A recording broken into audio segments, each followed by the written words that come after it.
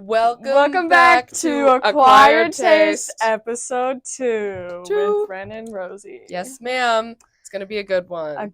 Gotta get going. But that's okay. Let's talk about our setting. We are here in the booth of the auditorium. Right behind me, that is the auditorium and like the lighting and stuff. The stage is right there. I can see it with my own 2 eyes. And mine. Yeah, there's a lot of like fancy equipment going on. Yeah, I've never spent this much time Me up here. neither, There's actually. a lot. And I'm a crew girly. Yep. Speaking of crew, Rosie, what do you do in theater? Like, what's your thing? What's my thing? I'd say my thing is definitely not crew. I do love a good tech Saturday. I love a good going in, getting my hands dirty, you know. But otherwise, it's not where I thrive. I'm purely on the stage. She's a star. I am the star. So that's my role in this economy. In the economy, yeah. Of course. What would you say your role is? Well, I gotta say I'm not really quite an only cast girly. I've spent my fair share of time behind the scenes. I stage managed last year, but I've also been in multiple shows at LHS. We did Matilda freshman year. We were both in it. We did Grease last year. We were both in it. Yep. Marty. Teen Angel.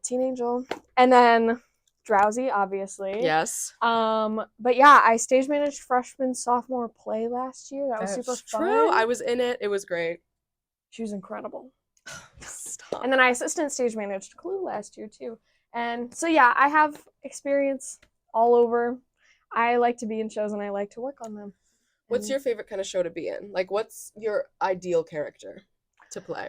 Well, my typecast is just a young girl who's just too good for love. Too smart. That's so true. Isn't it? It is. MJ a pop musical. We never got to perform it. It was the worst. Oh my gosh. I mourn that loss every day. Yeah, I don't, but Anywho, so back in my day of like just starting out in theater. When did you start out in theater? I started with, like, I count me starting with Shrek the Musical. I didn't know that. Oh yeah, it was over the summer, so it was only a 2-week camp. I played young Fiona. I was young Fiona, and I ate it up. And then the next one was Sing.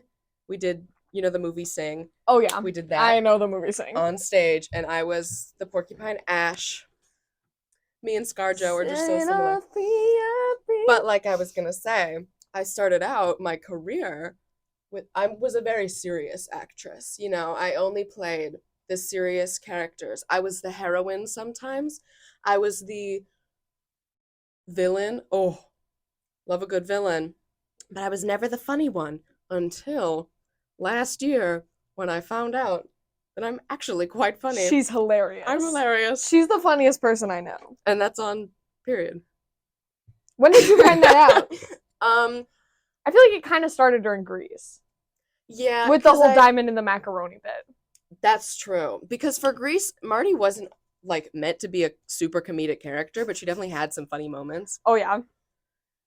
Then Puffs rolled around, and I got like 7 characters that were all just bits. Like, they were just meant to be funny. They were so funny. If you don't know Puffs, it's like a spoof Harry Potter play, and it's the best thing I've ever watched. Yeah, and I was the star of that show. Being hilarious. Of course. But then we did Clue, the play, and I didn't expect to get anything, but I did get something. And then after the show, everyone's like, wow, you were so funny. I loved you. Well, okay. Like, you gotta say what character you played. I played the role of Wadsworth the butler. Oh! An iconic line. Yeah. An iconic moment. Oh my gosh. So actually, okay, well here's the deal is I've never really been like a comedic role before. That's true. I'm gotta say I'm not a super funny person. Just like You're a funny person. Not in the expected way. Yeah, I can see that. Because I wouldn't consider myself the funniest person off stage, but for some reason, as soon as I get on stage, like, it's a whole new world. Real. Fireworks. Yeah, but like, okay, well, the Drowsy Chaperone. We have to talk about this today. We do. We and have we to will. talk about Drowsy. Okay, so who are you in Drowsy Chaperone? I play the role of Mrs. Tottendale. She's another very funny character. She's she hosts the wedding. So she's kind of loaded. She's loaded. She has this butler named Underling. We do look kind of crazy. We were talking about the ring light makes us, because we're pale. Yeah. We're ghastly. Anyway. So she's got kind of a silly, goofy kind of vibe going because she's we just got a note from our producer. Our producer is it's an all writing arts us notes. podcast. All arts. Want to talk about choir? We're gonna have band people on. Like, okay. Anyway. Back to what I was saying. Tottendale. So she has a bad memory, so it leads to a lot of confusion and silly little moments. Yeah. Now we get into the big T. Tell us about your character. So in the Drowsy Chaperone, I'm playing a character named the Drowsy Chaperone. She is a super sarcastic girly. Oh yeah. Very brassy. Still don't know what that means, but I'm figuring it out every day. And yeah, she's too good for love. Kind of. And she's a gal. She's a silly little gal. She is just a gal. But she's not really very silly at all. She takes herself too seriously, I would say. I agree.